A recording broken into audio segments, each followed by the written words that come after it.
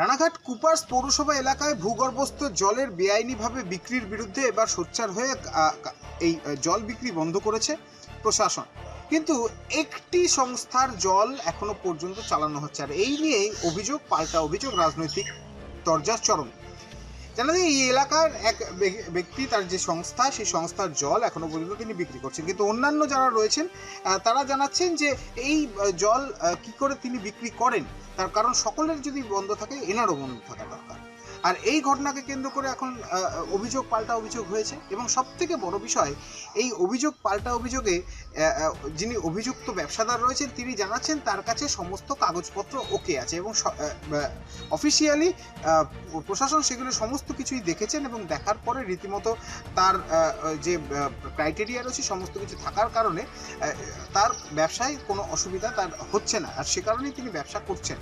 অপরদিকে এই ঘটনাকে কেন্দ্র করে সবথেকে বড় বিষয় তিনি জানাচ্ছেন যে একটি রাজনৈতিক স্বার্থ চরিতার্থ করা হচ্ছে।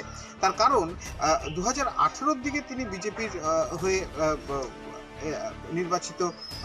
নির্বাচনে লড়াই করেছিলেন, এবং তারপর থেকেই এই ঘটনা, অর্থাৎ এই তৃণমূল আমল থেকে, তাহলে তৃণমূল আমলেও যদি এই ঘটনা ঘটে থাকে তাহলে তো রীতিমতো হিসাবে এই ব্যবসা তখনই বন্ধ করে দেওয়া উচিত ছিল।